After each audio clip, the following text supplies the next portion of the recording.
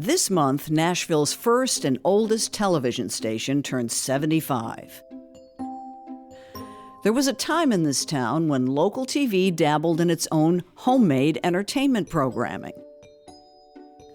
The early days had the noon show, afternoon cartoon reels, late-night creature features, even a local bozo, not to mention the music offerings that went national like Porter Wagner, the Sylvan Brothers, and on Channel 5, Hee Haw. Decades later, when local offerings were dwindling, the brave management at Channel 4 tried it again, with their own weekly version of MTV called Miscellanea and an irreverent Saturday night sketch comedy show called Cuts. Cuts actually had the guts to follow Saturday Night Live, and some fans will tell you it often got just as many laughs, thanks to master mimic and character comedian Shane Caldwell. We didn't really know what we were doing, but we wound up having a lot of fun, and we did things that at the time Channel 4 slogan was "We're for the family." Well, we weren't. Shane got his start where you might expect, cracking up his classmates, then the ragtag floor crew at Community Access.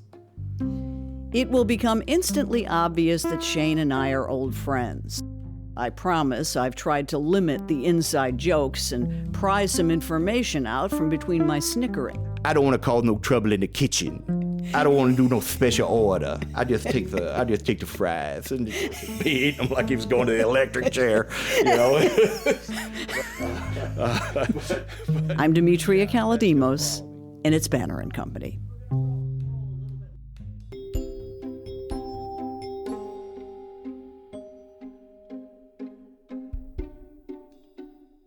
Shane Caldwell, it's been too long. Demetria, I want to tell you what an honor it is to be here.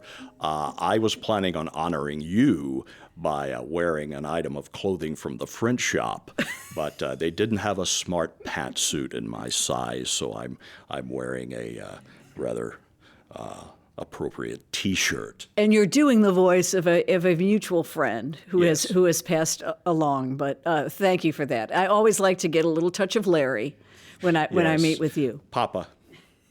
You are a proud son of Savannah, Tennessee. Tell us more about this charming place. You know what? It is charming. There's no other place I've ever been to like it. It has a lot of the qualities of any small southern town, but it has many unique qualities. It's the fishing worm capital of the world. In fact, when I was growing up, there was only one radio station, WORM, 1010 on your radio dial, The Worm, and it's still there. And that was, the only real outside information and news we got. I mean, we were close to Jackson, Tennessee, and I think you, as a newscaster, probably know WBBJ is the worst affiliate in the country. We had the anchors, one of them, and I'm sorry to say that, had a serious speech impediment. And it was, that's how you got your news. Savannah also had Hughes's Worm Ranch, which was right across from my elementary school, and it had these really inappropriate billboards out front. So I went from grades 1 through 5, I'm looking out the window every day at these really racy billboards, and then across the street is a church, which is appropriate to be across from Hughes's Worm Ranch. But there were a lot of characters in that town, and they weren't homeless. There was no homelessness in Savannah. Everybody had a place to live, but these people just wandered around, and they would wander into businesses and disrupt whatever was going on, not in an aggressive way, but in an entertaining way. I used to get my hair cut at Grady Wolf's Style Shop, and a guy named Sam Duncan, who picked up Coke bottles to return, for a dime. And but he then when they switched to them aluminum cans, he picked him up, but he wouldn't pick up no beer cans because it might keep him from getting his mansion in glory. But he would come in and do a routine pretty much, and it was you're being entertained while you're getting your haircut. So many characters like that, and I kind of took them with me when I moved to Nashville. Definitely. Isn't that Buford Pusser Walking Tall country, or am I thinking of a different county? It's the right across the river. That's in McNairy County. Buford was from Adamsville, and Selmer is the county seat. It's funny you should mention that because about 2 weeks ago, I sold my autographed Buford Pusser stick to a guy who's got a museum in Memphis. Buford signed it. I was 13 years old. He signed it in 1973 out in front of the Piggly Wiggly, Riddle's Piggly Wiggly in Savannah. He was doing a promotional tour for the movie, and I sold it 2 days before the news came out that he may have been, the one who killed his wife and shot himself. And I met him in 1968. They had a barbecue for him at a friend of my parents' house. And my dad knew him, and he had just gotten out of the hospital. And he was a giant. And walking tall, of course. He had a crew cut, and the plastic surgery was not the art it is now. And I was 8, and I looked up at him, and I thought he was Frankenstein. Really? Nice. He was nice to me, but a lot of people in McNairy County weren't fans. I always thought he was a great hero. I bought the whole story, and you bought the stick too. Did it bring big money when you did sell it? It brought more than I thought. Yeah, because I also sold it with a book that's been out of print forever called The 12th of August, which was the day his wife was killed, and another book about the Dixie Mafia. And the guy didn't care anything about the books. He took them, but he wanted the stick. Yeah. Knowing your brother Corey as well, I can only imagine what the Caldwell house was like growing up.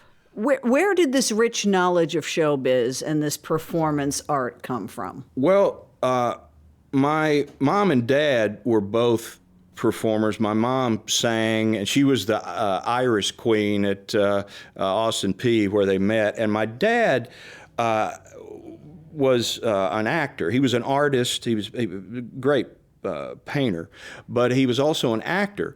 And he was asked to come to the Barter Theater in Abington, Virginia, which at the time was the largest off-Broadway theater in the country. Actors would go there and work on a role before they went to Broadway. Gregory Peck came through there when my dad was there, and but he was in a class with probably the most notable actor was Ned Beatty. And other guys you would know their faces, maybe not their name, Mitchell Ryan, Graham Jarvis, Dolph Sweet. You've seen them. They're great character actors. But my dad was plucked out of an acting class at Austin Peay to play Will Stockdale in their production of No Time for Sergeants. And he was told by the director of the theater, if you go to New York and get you a job painting signs or whatever you need to do to survive, he goes, I can almost guarantee you in 10 years you'll be a success. And my dad was young and a country boy, and he thought 10 years is a long time. Yeah. And the guy said almost. And I think there was a fear when I shared it, when I thought I wanted to be a performer. There was fear of going there and being, a nobody from the South, a little town in the South, and that's why he didn't do it. And I don't know if he regretted it. He talked about it a lot. Do you think he could have made it? Yeah, I do. He would. I got all that from him, and I think he could have. Caldwell is a well-known big money Nashville name. No relation, I'm taking it? Absolutely none. I wish. Maybe I can. Maybe they'll hear this and go, maybe he's a Long long lost cousin Shane. Yes, we should slide a little dough his way. And I'm not related to any Erskine Caldwell or any of the authors. No, my dad was born in Dixon, and then they moved to Clarksville, and that's where he grew up. Your first TV appearance, am I correct? It was on Nob Hill? Yes, it was. Tell me about it. Every year, as a reward for writing the high school newspaper, the Tiger Tales, we were the Savannah Central Tigers, and Tales, of course, Tales, yes. Oh, quite witty. They rewarded us by loading us up on a yellow dog and coming to Nashville, and we were on the noon show. And my buddy, my best friend, Robert Hinton, was the editor. I wrote comedy bits. I never did anything serious on the paper.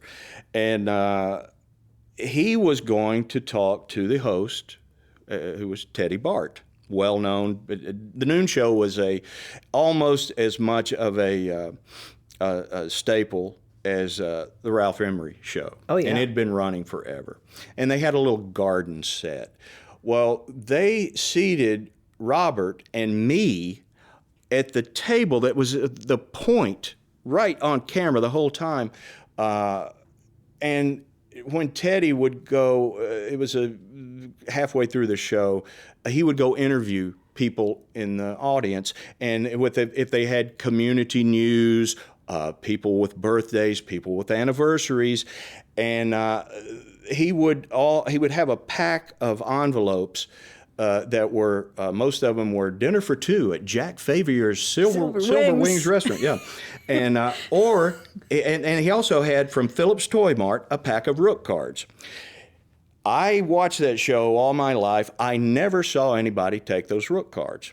So Teddy comes over, and the last person he interviews is my buddy Robert. He goes, and finally, the Tiger Tail staff from Savannah, Tennessee is here, and Robert Hinton is the editor. And he interviewed him, and Robert told him everything about the paper, including what kind of ink we used. And then that bastard, he hung me out to dry. He goes, and my good buddy Shane Caldwell's going to tell you more about it. And I just went, what? And Teddy goes, tell us about it, Shank. And I said, about what? I wasn't listening. And he goes, tell us about it. And he kept the mic in my face, and he wasn't letting it go. And I, saw those Rook cards, and I just went, I like to play Rook. And for some reason, he hands me the cards. And for some reason, the audience, and worse, the band, thought it was very funny. And they started laughing at Teddy. Everybody's laughing. He is steaming. He goes over to Joe Lane, the piano player, and says, me and my good buddy Joe Lane will be back in just a moment. And he pushes Joe Lane's head into the keyboards. And I was like, wow, I didn't realize I had, touched a nerve. Yes. And so after we come back for the break, and he's, like I said, he's steaming. He always sang. Listen, Teddy was a fantastic piano bar player and singer. Yes. Yeah. Well, he should have picked another position to sing from, because he's standing right in front of our table. And I was like, at that point I was going, this guy, what's he mad about? I'll give him something to really be mad about. During his whole song, which was The Very Thought of You, which was written by Steve Allen and recorded by Nat King Cole. Teddy, God bless you, but Nat did it a little better. Anyway, I took those Rook cards and was holding them up behind his head through the whole show. I'd move them around from side to side. And at the end of the show, he bolted. I think I saw literally steam coming out of his ears, and the last shot of the show was on me holding up those rook cards with the noon show logo and my eyes between the zeros.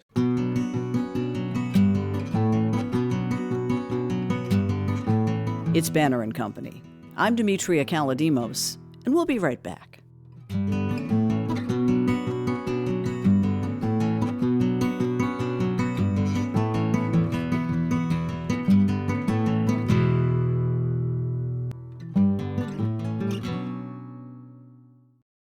2 outs with As a sports fan, I have to confess. Sometimes the game gets kind of boring. That's when I unfold my Samsung Galaxy Z Fold 7 and use multi-window viewing on its large screen. Boring game? I'm checking out my fantasy baseball league at the same time. Score still 1-0? I'm replying to emails in the other window, scoring points with the boss. Semifinals finally getting exciting? I'm buying tickets to the finals and booking my flights. Can your phone do that? The new Galaxy Z Fold 7. Get yours at Samsung.com. You got your sketch comedy start, though, on Community Access, right? Yeah. You and Howard, Fox, Yes. the Sylvan Brothers. Yes. Howard and I were bartenders at the Bennigan's, which was frequented by a lot of Yes, Nob indeed. Hill employees. And 3 or 4 of us, all bartenders, lived in a beat-up old house in Sylvan Park. This is long before it became the real estate hotspot it is now. And it's just a dump. And we would watch public access in an altered state usually, and because it was crazy. And there was a comedy show on once, and it was just awful. And we said, yeah, we can do that. And I didn't know, but Howard went down and signed us up. And so I was like, oh, well, I guess I better come up with something to do. And that's how Sylvan Brothers started, just as a kind of a goof. Howard had worked some in production as a grip, but he eventually became, a full-time production. But at that time, he was trying to break into it, so he's still bartending. And we got a lot of, I won't mention their names because I don't want to sully their reputations, but we had professionals as our crew, and you could do anything you wanted back then, and we did. And how quick did people catch on? Because it really did catch on. The first show was really dumb. We ended the show, I'm a huge Tom Waits fan, and we thought we'd do a little commentary. And so we did a 7-minute version of On the Nickel, which is about homeless guys in L.A. And I was dressed up like Lou Reed, and I sat down. Howard was a homeless guy who had newspapers for a blanket, and he's just laying there, and I'm singing this song. There's nothing happening except, my pathetic Tom Waits impression, and it was so dumb. We realized, let's not do the social commentary. Let's just be stupid. And the second show was funny, and the second show was the first time I did Bill Anderson, and it was he was doing a PSA for the Buddies of Nashville, and he stops, and he's angry that he didn't get invited to the American Music Awards, which had happened a couple of nights ago before, and it was just him doing a rant, and that kind of started it, because after that, we rarely did a show where we didn't do a parody of either Ralph Emery's Nashville Now show or his morning show on Channel 4. And Howard was Ralph, who was brilliant as Ralph, and I played all the other guests, and usually I was Bill Anderson as the last guest, and he would go off on a rant. And, Bill Anderson, whispering angry was just a theme throughout, wasn't it? Yes. And his band used to take it on the bus and hide it from him. And, he saw a couple of things. And I remember they told me, he goes, I don't know what them boys are doing, but let me tell you something. If they go too far, I'll stick my lawyers on them. Which he did once. Was he still a purveyor of po folks at the time? Yes, yes. Which was right down the street, by the way. We used to do a running gag about getting a big glass of po folks tea, and it was just, I grew up listening to him. He was on The Worm in Savannah all the time, and my dad would do an impression of him, so I'm going to do an impression of him, and it was just, it was kind of a natural thing to do on the Sylvan Brothers. But we did a lot of parodies of country music, and we loved the Andy Griffith Show, did parodies of the Andy Griffith Show. It was always anything we satirized or anything that was a parody was something we liked. Sure. We did some things that were, you couldn't do on television. You could do it on public access because, hey, free speech. And we went a little too far sometimes, but we never were mean. This message brought to you by the Redstone Drug Rehabilitation Center, reminding you to just say nope to dope. If there's a signature character for Shane Caldwell, like it or not, it would have to be the rehab guy.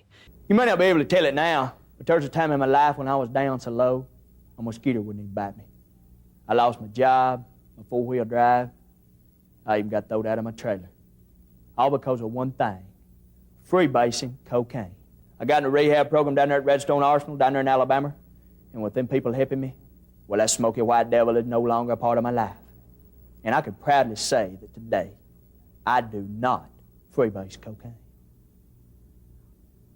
Now, I'll take a drink now. I will take a drink, but I do not freebase cocaine. I don't touch it. Unless it's my birthday, something, man, a special occasion, I'll get out that pipe and I'll base. I won't freebase cocaine if I'm... If nothing else, that will probably follow you for the rest of your days as your signature piece. Oh, without a doubt. Amy Sedaris posted it recently, and then Jenna Fisher from The Office posted it, and I was like, okay, well, they got chops. They're for real, So if they like it, hey, I get it. There's something to it. But yeah, it won't be on my tombstone because I'm being cremated, but I guess it'll be on my urn. But yeah, that's going to follow me. There were two really sort of brave and groundbreaking things that happened at Channel 4. Miscellanea was with Mike Bohan and Mike Donegan. Yes. Was the first sort of local live music video show, very hip, late night. And then the masterpiece, Cuts. Rich Sublett, the producer, had been given that time slot, and Do something with it. Yeah. Yes. And he was a fan of Miscellanea, and he was also a Sylvan Brothers fan. He came to watch a taping once, and before we did Cuts, he hired me to be in the most ridiculous used car commercial that's ever been shot in Nashville, and when he got the opportunity to do Cuts, he asked me to do it. And I, of course, said yeah, because, I grew up watching Channel 4. Are you kidding me? Yeah, I'll do it. And we didn't really know what we were doing, but we wound up having a lot of fun. And we did things that at the time Channel 4's slogan was, "We're for the family." Well, we weren't. But we had, because of the Sylvan Brothers being bus fodder, so many musicians, touring musicians, saw it and were fans. Yeah, they needed something to watch on these long road trips. Yeah. This is prior to any sort of social media. That was the entertainment. Yeah, and so we became popular on those buses, and we got. I got to be friends with a lot of them, and they would come on the show. And the very first show, the pilot, Vince Gill did it. And he had just rocketed to stardom with When I Call Your Name. In fact, he did that on the show. But we'd always do a sketch with them, and then they would perform.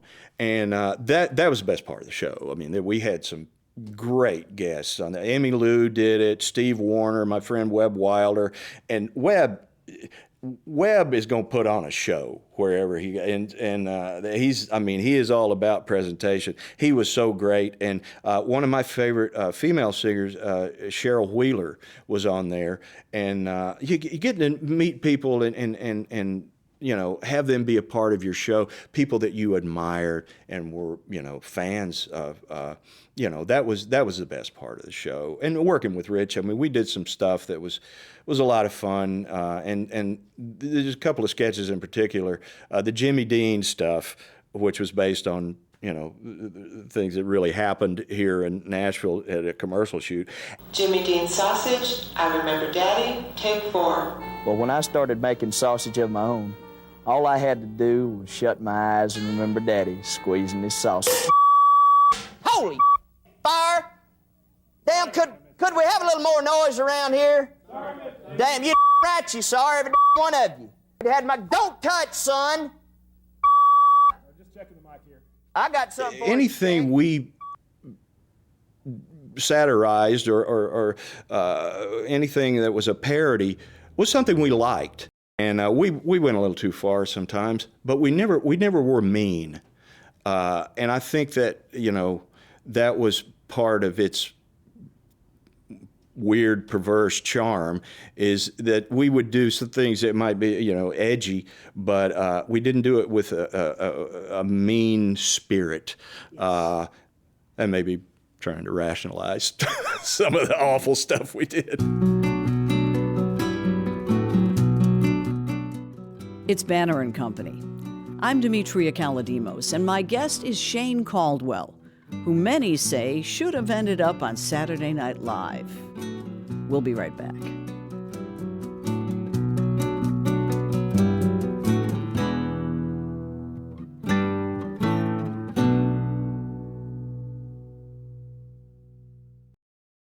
We're going to roll a little bit long here, but I got to ask you about Dusty Rhodes, and I've got to ask you about, well, you just talked about Sedaris and Jenna Fisher, and everyone knows who you are. How come Lorne never come calling? I met Lorne Michaels in an elevator in 30 Rock. Rich and I were invited to... Did he recognize you? No. I recognized him. We were going... It was when Fallon had taken over the late night from Conan. And I turned to Rich. I said, I guess we're going the right place. And Lorne goes, where are you going? I said, Fallon. He goes, you're going the right place. And I went, no, I guess you'd know. And he went, ha, So at least I got a chuckle out of him. But my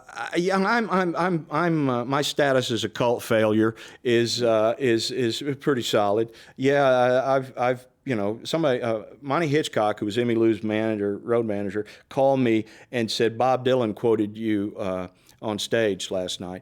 And there's no record of it, but, I don't think he called me up just to screw with me. And so, that kind of stuff, that's, I never had a burning passion for it. And I was always afraid that they, in L.A. and New York, they knew something I didn't know. And they did. That there's nothing to be afraid of. There's a producer told me, after I had gone to Los Angeles and realized they don't know anything, there's a book called Adventures in Screenwriting that the guy who wrote Butch Cassidy and the Sundance Kid, William Goldman, and Princess Bride wrote. And the first page, it has this sentence, and it's in bold type, it's separated. No one knows anything. And he prints it again. He goes, I'm going to write that again because I want you to know. No one knows anything. You're only a genius after the fact. Everybody's afraid. Just some people are better at, covering it up. And that's what kept me from moving to another town where maybe I could have done something. I don't know. But there was the fear that kept me from it, from actually pursuing it, and until I got so old, I was like, well, let's not beat this dead horse too much. But you asked about Dusty Rhodes. I picked him up at the airport, And the first time I met him, and of course I grew up watching him, and by the time we got to the hotel to meet the crew, he goes up to the executive producer and said, "Where'd you find this man? I feel like I know this some bitch all my life."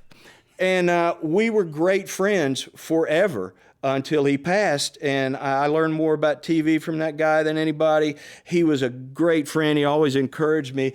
And when we were doing the show, I became his sidekick. But early on, I wrote for him. And we would do a lot of running and gunning and riding on on the go, and so, doing things on the fly. And I just, to get into his character, I would do him to him until he finally went, "Stop talking like me." But I miss him so much. I just for my own enjoyment, sometimes I'll just go do one of his, he was so great on the mic. And he, "I've wined and dined with kings and queens and slept in alleys and eat pork and beans. I've got style and grace and a pretty face. I make your back crack, your liver quiver. When all the rest is in the back laughing and joking, the American dream is out front, cooking and smoking, baby, if you will."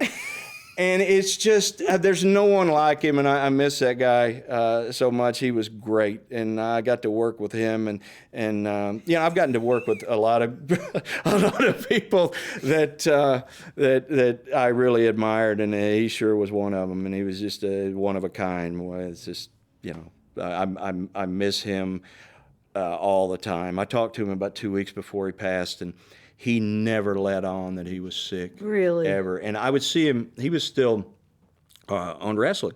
And, he'd lost a bunch of weight. And I remember his daughters used to get on him to lose weight. And I thought, well, maybe he finally listened to him.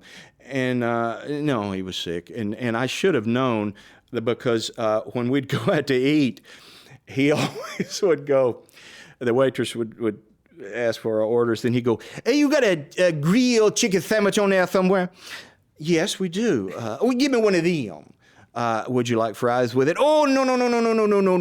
Well, if it come with it." "Yeah." And well, it does. "Yeah, okay." And when they would leave, he'd go, "I don't want to cause no trouble in the kitchen.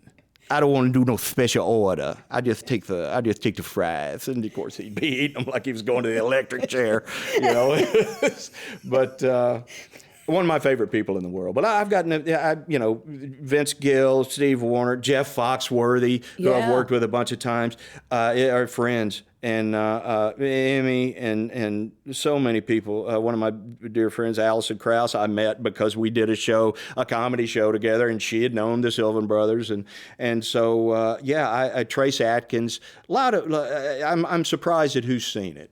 And I'm really lucky. I'm about to, now that I'm no longer working at CMT and I'm entering my dotage.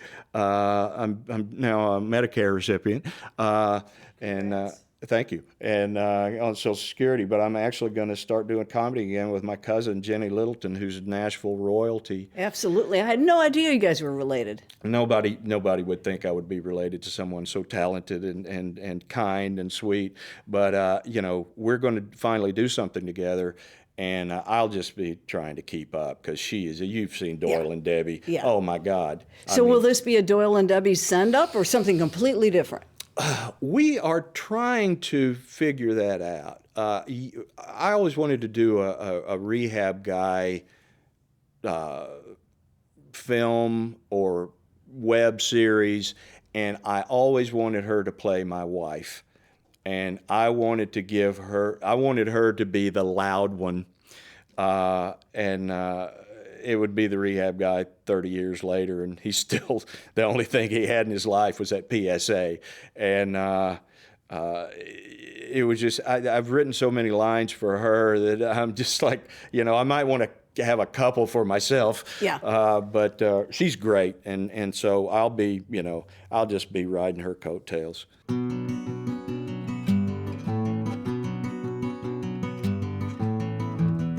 Banner & Company is a production of the New Nashville Banner. This episode is produced by Steve Haruch and edited by me. The original music is by Verlin Thompson. You can subscribe wherever you get your podcasts or go to NashvilleBanner.com. You're in good company.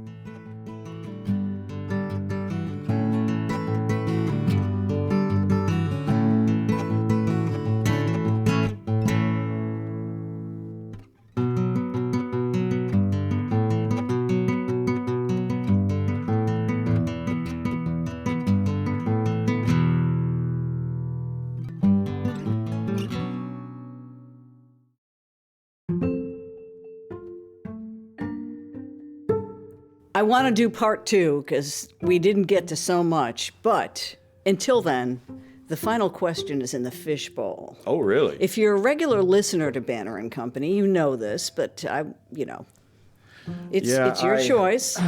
You've had some of my friends on here, and I was a little nervous. So this is from Aaron Gray. What is your best advice? It's for someone to find themselves where you find yourself today. Seek therapy. Get help.